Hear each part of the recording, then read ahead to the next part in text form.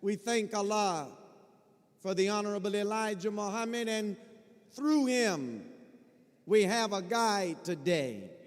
We have a reminder today. We have a warner today in our midst. And he is the divine servant of Allah in our midst. And we should listen to him so that we may escape the chastisement of Allah. I thank Allah for the Honorable Minister Louis Farrakhan, and it is in their names that I greet you with the greeting words of peace. Assalamu alaikum. Oh, it's hot up here. We're going to have a good Sunday here in Chicago, and you're going to learn the real life of Muhammad Ali from those who know Muhammad Ali, those that walk with Muhammad Ali, those that help to shape the man, Muhammad Ali.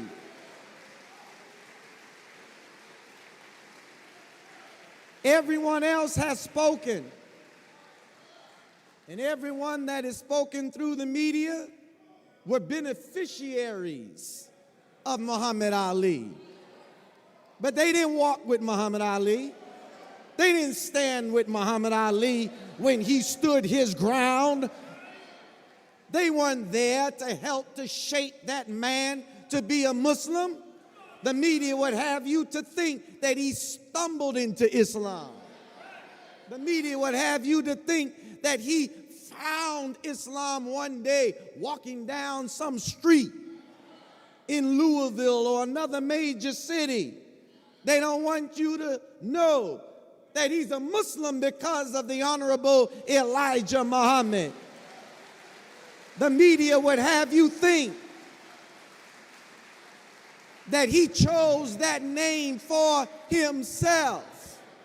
You wouldn't even be talking about Muhammad Ali today, honoring Muhammad Ali, if Elijah Muhammad did not take Cassius Clay and give him the name that gave him the honor of the world over.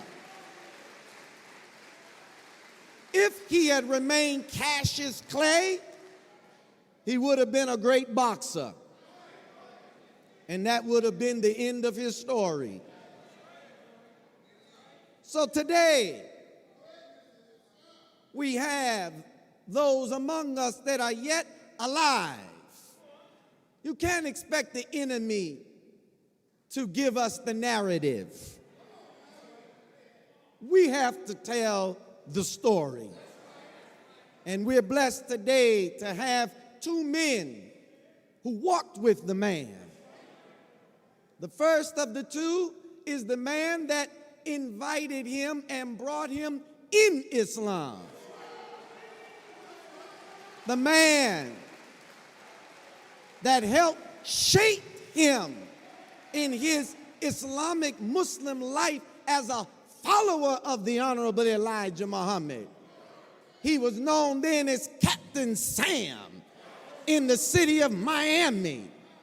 But nobody would know Sam if the man who made Muhammad Ali didn't make him and give him a better name, and he's called Abdul Rahman. Help me to receive Minister Abdul Rahman Muhammad.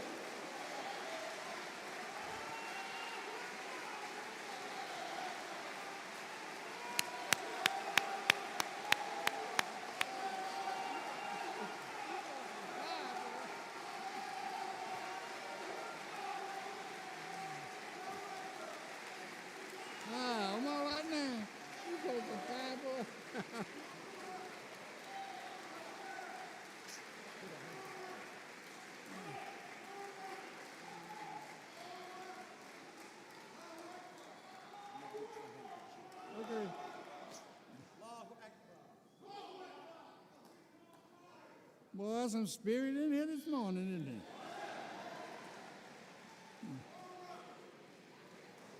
there? I thank Allah that I'm a Muslim. And I love Muslims. in the name of Allah. The great God that was to come has come. He came in the person of the great Master Farad Muhammad.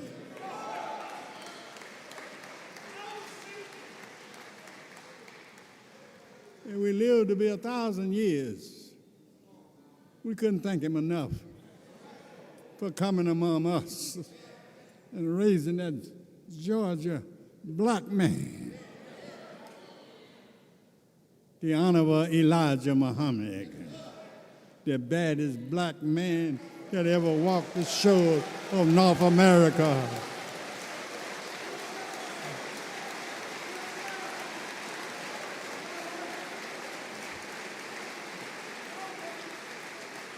A man that could take midgets and make giants out of them. All the men, great men that been in Islam, under his teachings was little midgets. But when he got through with them, they was giants. Praise be. Let me say this before I get going. Civil rights movement didn't change America. So you have to read it the right way. If a man have come and exposed all your evil to the world, wouldn't you think it's time to change? And that's what have happened. Elijah Muhammad changed this world. That you can sleep in a hotel, eat out of a restaurant, huh? Because the man know if he didn't change, all would come under Elijah Muhammad.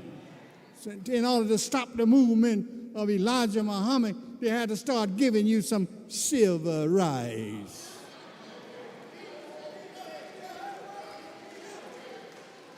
But you don't read it right. The man playing a host of tricks. He's an arch deceiver. And I told Muhammad Ali that once. He tried to talk to me about things that's changed. I said, yeah, with you. I said, you're the heavyweight champion. I said, they're going to treat you nice. I said, well, what about the man in the ghetto? What about him? All right? So now, when you're being petted and treated, put up on a big pedestal, you can be really deceived. But let me go back to the beginning. I jumped ahead of myself. But certain things you want to get out there, and you don't want to miss it. So I wanted to get those things out there. I thought about how Allah arranged all of this.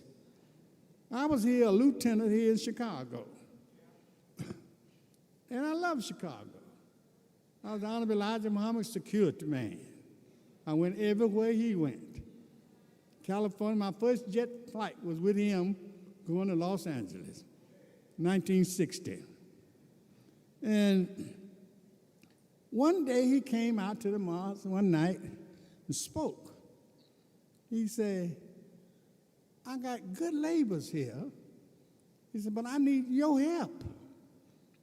I want y'all to go out and help me. At that moment, boom, you got to leave Chicago. So I had never had no intentions of leaving Chicago. But the brothers from L.A., where I got registered at, they had came through here, Savior's Day of 61, promised me this and promised me that. Come on out, blah, blah, blah. So I had to leave, and I was going back out there. But when I got to Miami, I saw the little, well, I might just say it like it is, little raggedy place we was meeting in. And it had a hole over the back of the brother when he was speaking. And they didn't have enough knowledge at that time to put a curtain over the wall. So I sat there, And I said, if I left this, Allah wouldn't forgive me. Then the Honorable Elijah Muhammad found out I was down there, and he told the minister, make him your captain. So that's how I became a captain, through his orders.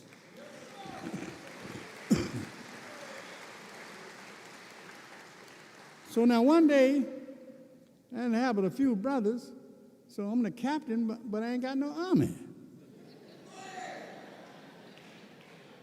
So now I got to make my own army. So I hit to the streets. And so I'm selling papers. And so I was on the streets of Miami, 6th Street, 2nd Avenue, by the Mary Elizabeth Hotel, a black hotel. And he saw me.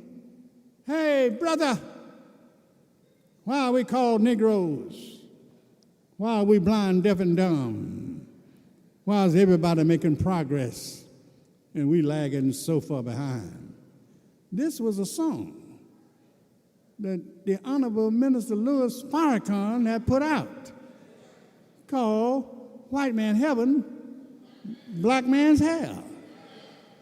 So I fired back at him. I said, hey, man, you hip to the teachings, aren't you?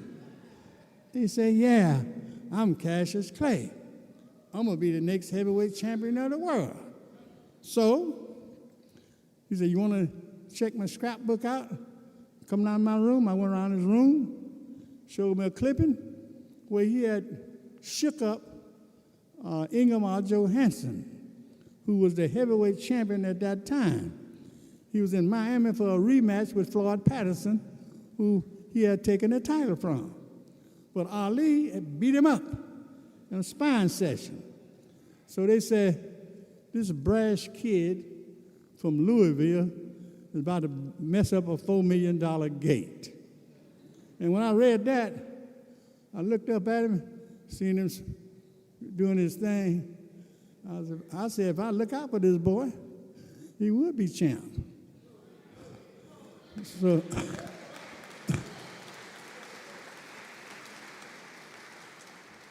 So from that day on, I was teaching him Islam.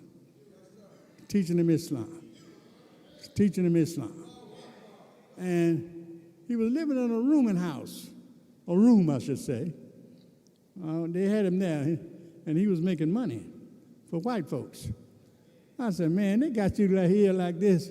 I said, make them get you a hotel room around at the Carver Hotel. So they got him a room in the Carver Hotel. You know, where he could eat, good dining room, which was a leading black hotel in Miami. And after that went on, he went out to the West Coast, beat Archimo. And when he got back from beating Archimo, I said, make him get you a house. These are the big white men that owned him at that time. I said, make him get you a house. And when they got him, every time he asked for something, they gave it to him. But see, he didn't know how to live. So I'm teaching him the ropes and telling him how I'd go. So they got him the house. I put 2 Muslim sisters in there to make that bean soup every day.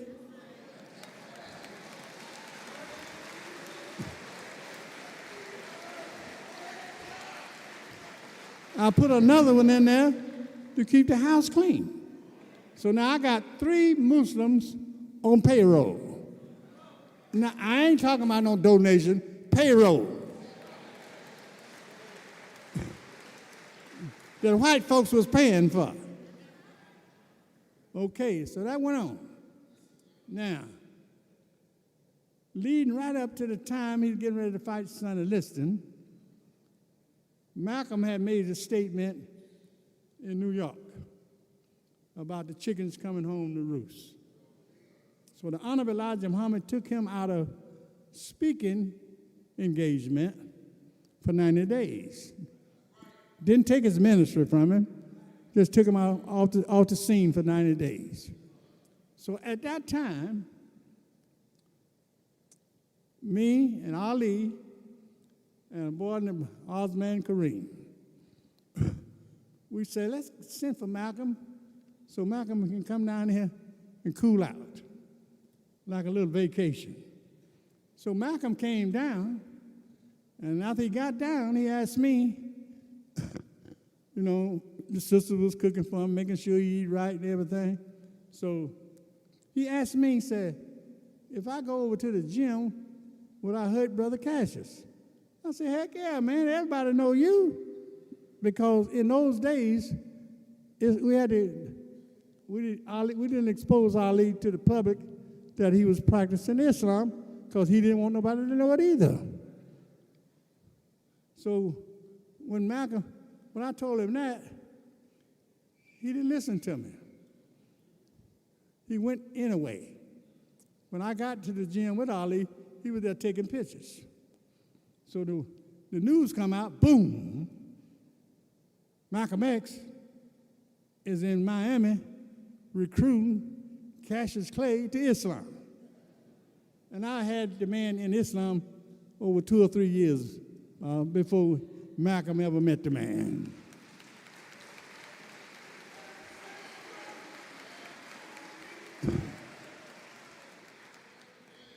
But I want y'all, don't forget now, Minister Farrakhan had debate. That song was debate. White man heaven is a black man hell. And Ali bid on debate when he told me why we call Negroes. All right. So that happened. We knocked Sonny Liston out. Then me and his brother jumped on a plane, come up here for Savior's Day. And while we was here for Savior's Day,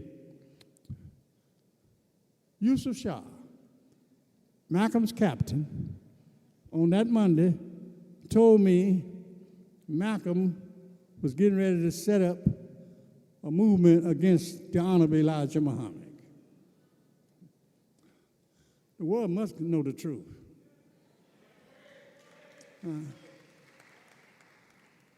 And he told me, man, get him out of your city, man. You ain't got no business being down there with that brother. He finna set up against the messenger. All right. So I went back to tell Ali what was happening. Malcolm was already gone. So I told Ali what was happening. He said, oh, no, I don't believe that. I said, yes, just wait, watch.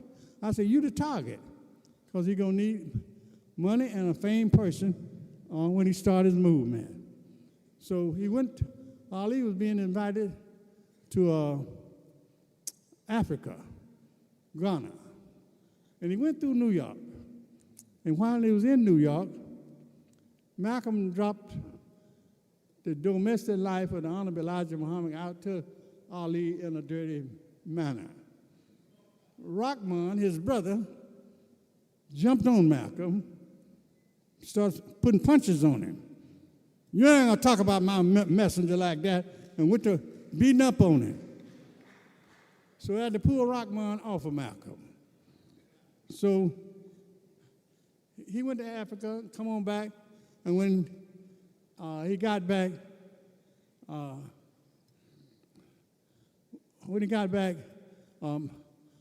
Malcolm had completely separated himself from the Nation of Islam and had set up his movement. Praise be to Allah. Good DJ, Assalamu alaikum.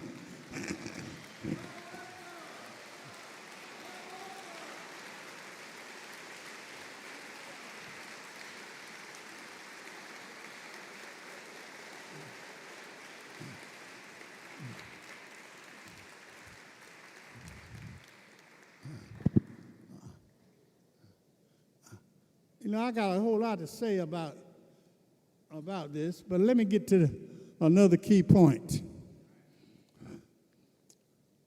They had promised Muhammad Ali everything if he went to the service. Otherwise, you ain't gonna have nothing to do. All you have to be like an officer, just entertain the troops. And he was kind of wavering to go that way. So he come and told me what they had planned. So I said, well, yeah, man, but that's aiding and abetting. See, if you're in the part of the service and they're at war, you aiding and abetting. So I dropped that on him. And then he said, well, what would you do? I said, I would do what the Honorable Elijah Muhammad done. He said, what was that? I said, he went to jail. And I believe this. Courage is not in the atmosphere. It's passed down. I know I used to be afraid of white folks until I met Elijah Muhammad.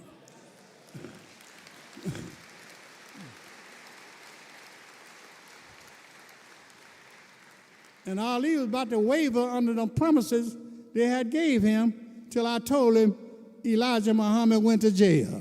So that gave him the courage to stand up and buck this beast, and I ain't going nowhere. Clean out my cell and take me to jail.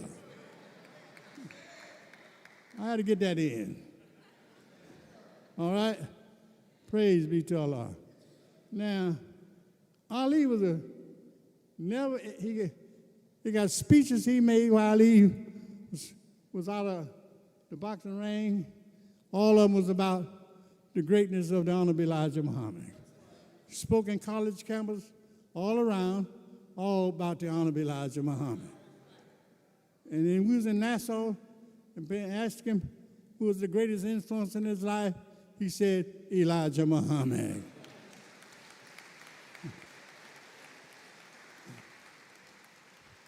But now, my time is just about up because I'm kind of tired. You know, and I didn't know it was going to be like this when you get 85.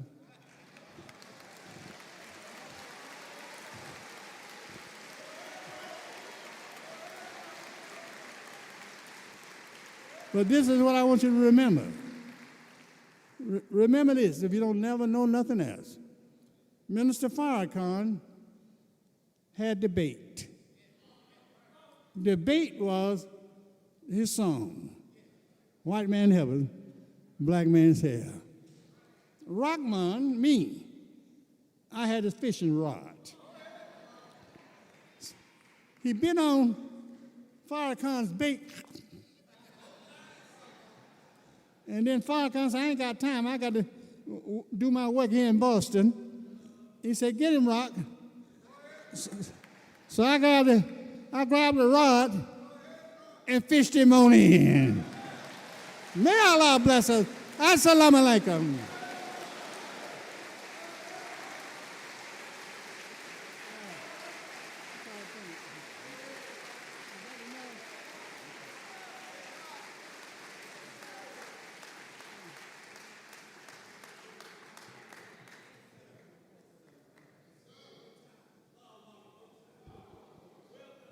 The record is being set straight today. Let's give another warm round of applause to our brother, Student Minister Abdul Rahman Muhammad. I told you we had two today, so the second one. I want all who are listening to hear these words.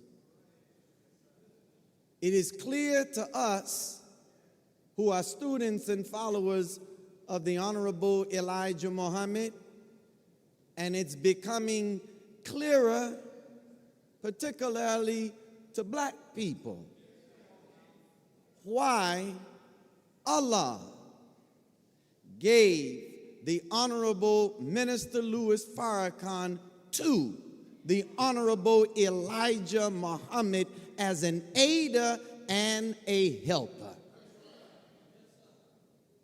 No student that is a public figure or appeared in the public after the departure of the Honorable Elijah Muhammad gave the credit where the credit belongs. He has never robbed God. The greatness, the beauty of this man, it's not in his wisdom, though he's wise. It's not in his knowledge, though he knows. But it is in the quality of his heart. It is his humility.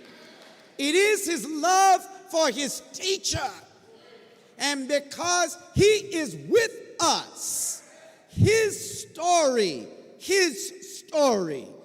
the Honorable Elijah Muhammad, the man, the mission, his divinity can be shared with the whole world because of the love and the faith of the Honorable Minister Louis Farrakhan. Let us rise and give him the respect that he deserves, who's been on the front line battling for our liberation for the last 60 years, the Honorable Minister Louis Farrakhan.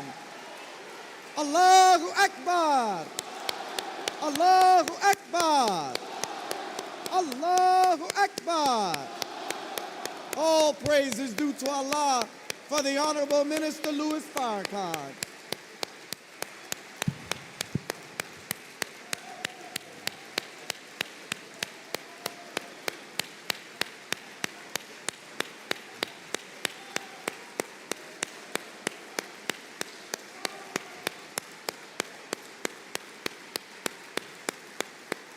Allahu Akbar, Allahu Akbar, Allahu Akbar.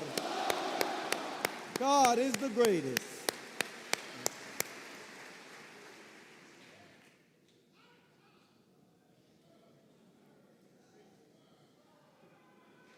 In the name of Allah, the Beneficent, the Merciful, I bear witness that there is no God but Allah, the originator of the heavens and the earth, having no partners, no associates. He's one, singular, and alone. From time to time, he chooses to make himself known through his prophets and messengers, to whom he gives what is called divine revelation by means of Scripture. Some of the prophets he spoke directly to, according to the Holy Quran. But it is written in the Bible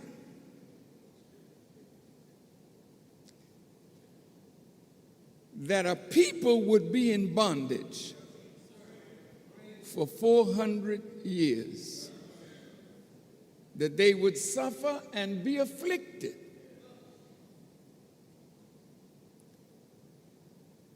But this one that would come for us comes in the name of God with the power, the spirit, the wisdom of God. The problem book says, so they sent them a messenger. He was sent, and yet he came on his own. Who sent him? The originator of the heavens and the earth knew that it was time that man be perfected. It was time that the mystery of God should be finished. It is time that the people know God in reality. So he came himself in a man.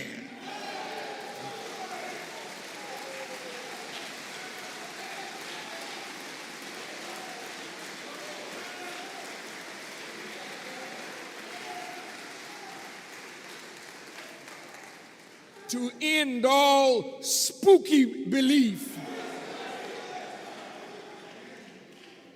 that man is not God. man is God. And beside man, there is no other God.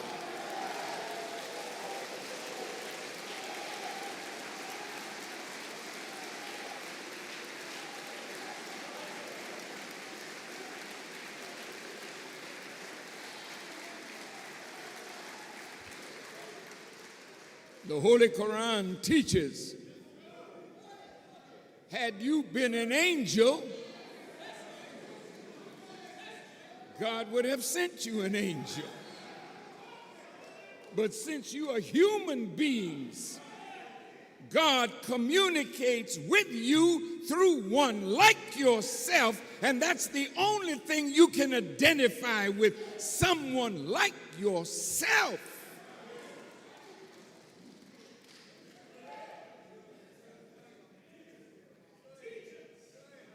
The white man himself is a proof that God is a man. And he's a new man on our planet. That of the 60,000 books of mathematics, he was only given one. 59,999 other books on higher mathematics he never saw. But look at what he's done with one book. We sitting around here hearing thunder. Oh, God is talking to his children. You see the rain, the hail, the snow, the earthquake, and God is doing this. What God? You look up in space.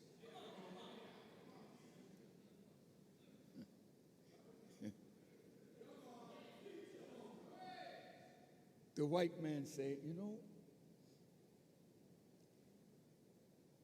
they've been singing this song, By the Light of the Silvery Moon. Have you heard that song? No, you young people, you don't know that. But the white man said, yeah, you know, silvery moon, I think I can get there. You didn't hear me. He said, I think I can get there. So the foolish would say, how you gonna do it?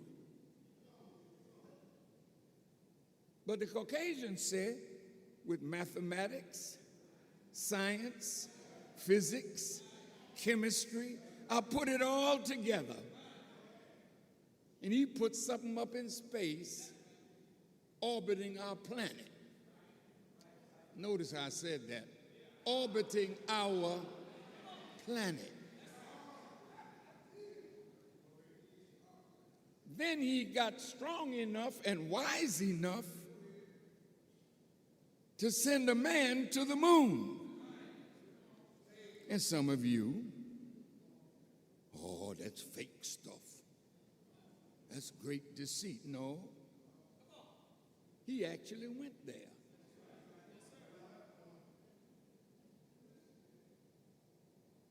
He may have said a prayer. Oh God, help me to get there. And he helped himself. And he got there. When he stepped on the moon, messenger Elijah Muhammad said he can't come out of that contraption that he's in, because the first thing that would happen is his eyeballs would pop out, because that's water. And the moon once had water, lost its water, and now draws on the waters of the earth. So Elijah Muhammad said, you can't live there unless you bring the atmosphere of the earth there, the water of the earth there, the food from the earth there. Then you can stay for a while. But they picked up some rocks and they said, this smells like gunpowder. They sniffed some more, and they remembered Elijah Muhammad, who talked about a great explosion on that part of our earth 66 trillion years ago. He wasn't cracking. He was giving us actual facts of divine revelation from him who knows the secret of all of this called universe. So when he landed on the moon, he said, a small step for man, but a giant step for who? For who? For a kind of a man. You're the man that he was talking about when they landed. It's a small step for the man that put it out there, but it's a giant step for a man that discovered it and found a way to get there. You, black man, you, earth man, have never known man in the way man was when man was God.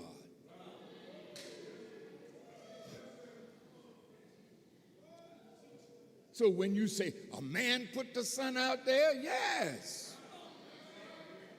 The white man say, I'll bring fire down from heaven. He cracked atoms, fission and fusion.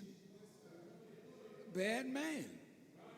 You can't laugh at what the white man has done, with our help, of course. He's proving that whatever you can think of, conceive in your mind, you have the actual ability to bring it into existence. You don't know original man. You know a man made by another man. You don't know yourself. You don't know your real powers. Today we're going to talk about the original man.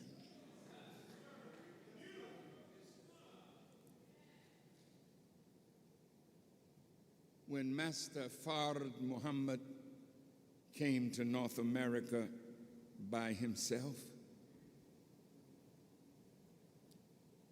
he was searching for one man among us.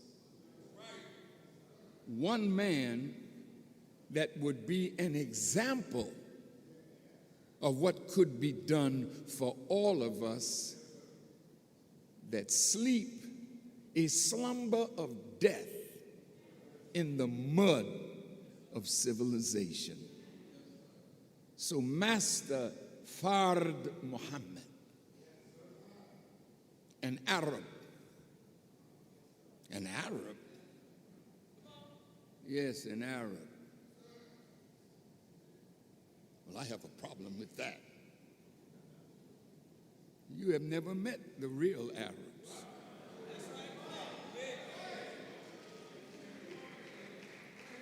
The people that are there now are the ones that didn't get driven out of the Holy Land into the hills and cave sides of Europe. The white man has a history in the caves and hillsides of Europe, where we drove him there for his troublemaking in the Holy Land.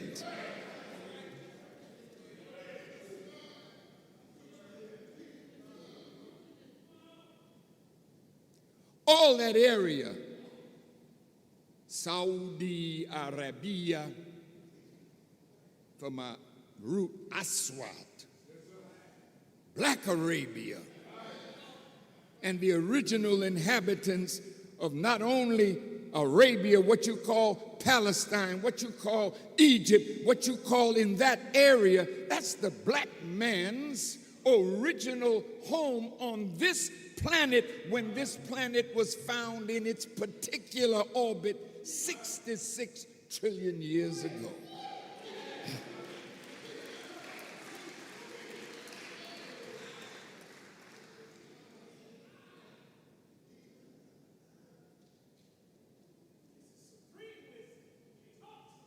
We went looking for the best part for our home.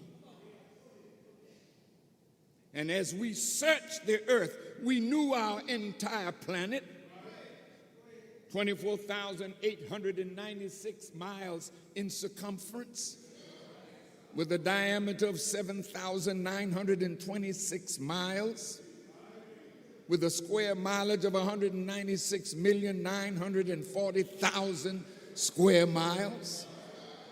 This was our home.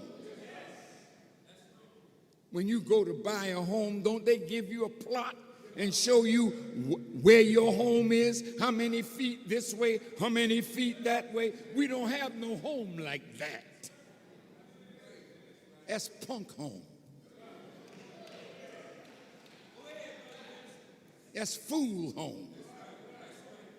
That's your little residence on earth before you take your long sleep. But the home of the original man is the entire earth.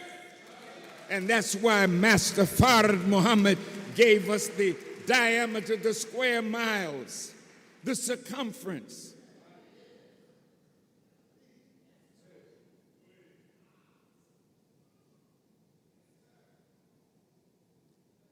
This kind of teaching awakens the God in you. When you know yourself, you would look foolish killing yourself. Your brother calling yourself a gang leader. You selling little crack, poor thing. Selling your little dope, poor thing. Got your little pop gun, poor thing. And you killing each other, poor thing. And you do that out of your ignorance of who you are and who you're killing. If you don't stop now, you're going to pay a hell of a price for what you're doing. Because now God is on scene. And he's calling on you to come up out of this so that he can make you once again into the God that you once were. The book says, I am Alpha and Omega, the beginning and the end, saith the Lord. Jesus said, before Abraham was, I am. What you mean, Jesus? We respect and honor Abraham as the father of monotheistic belief on our planet. But he's just between 5,000 and 6,000 years of age. This is an old, old, old earth and an old, old, old universe that's still bringing forth out of pitch blackness new lights for you to study, new planets for you to look at. So the Quran says, before Allah destroys a people, he gives them a peep into the heavens. White man said, that red planet out there, that's Mars. I'd like to know what's going on there. You didn't say that. Why didn't you say it? I think I'd like to see what's going on Mars. You don't even know what's going on around the corner. So that's how bad a shape the once great God is in.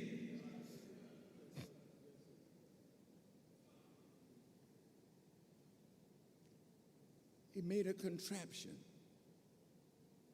and sent it out, clocked it, put cameras on it. It lands on Mars. Didn't you ever think that if a man that's only been here 6,000 years could put something on Mars? What do you think about a person that has no birth record?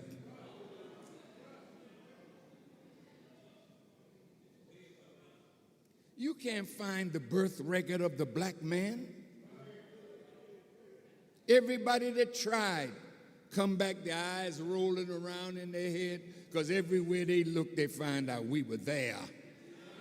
You can't find our birth record in the rocks and the stones and the mountains. You can't find the birth record of the black man because he came in the beginning with God.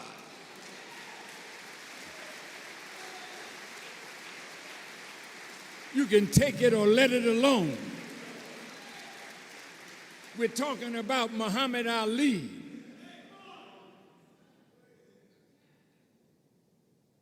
As my brother Rahman said,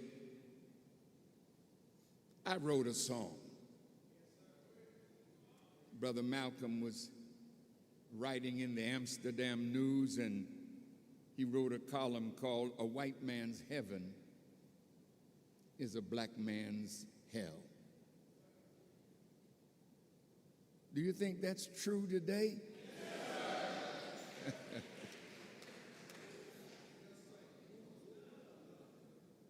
That's about 59 years ago I wrote the song. And it was an underground movement hit in the 60s. I wrote it based upon the teachings of the Honorable Elijah Muhammad. And when I first met Ali, and he knew I was the Lewis X that wrote and sang the song, he said, "Why are we called Negroes? Why are we deaf, dumb, and blind? Why is everybody making progress and we are still lagging so far behind?"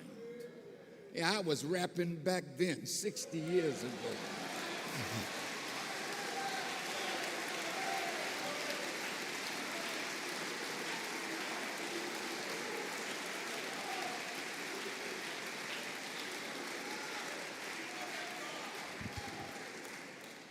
Ali was already Cassius X when he met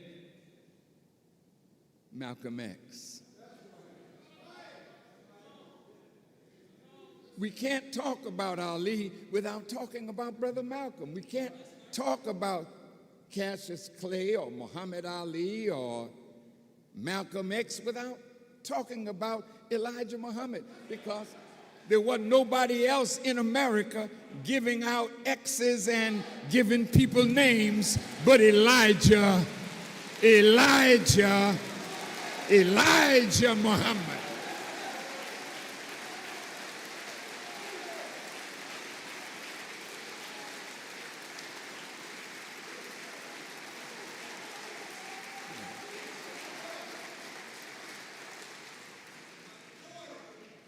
When they told me that my brother had passed, I went into a depression,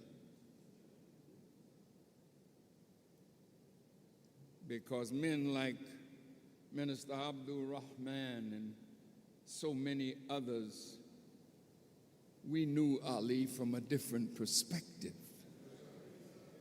We saw a beautiful young man, brash but highly intelligent.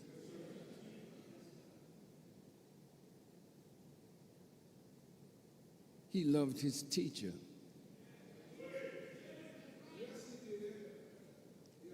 And many of you praise Brother Malcolm And rightly so, he did a great work. But Elijah found Malcolm in prison doing time for armed robbery. Do you want the truth? Can you take the truth? Because it knocks out a lot of that foolish propaganda that's in your head. But I'm going to set the record straight by the help of God.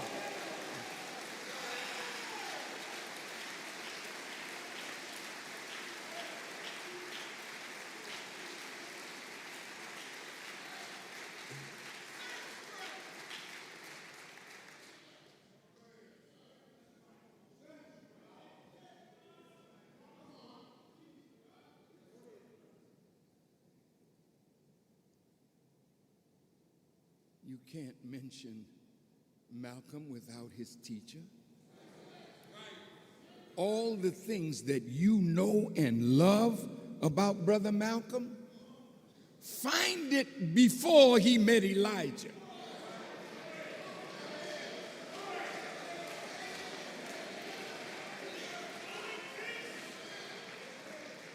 What moved all of you was what you heard from Malcolm as a student of the Honorable Elijah Muhammad. And when he left Elijah Muhammad, what do you hear? That he joined Orthodox Islam. And then what? And then what?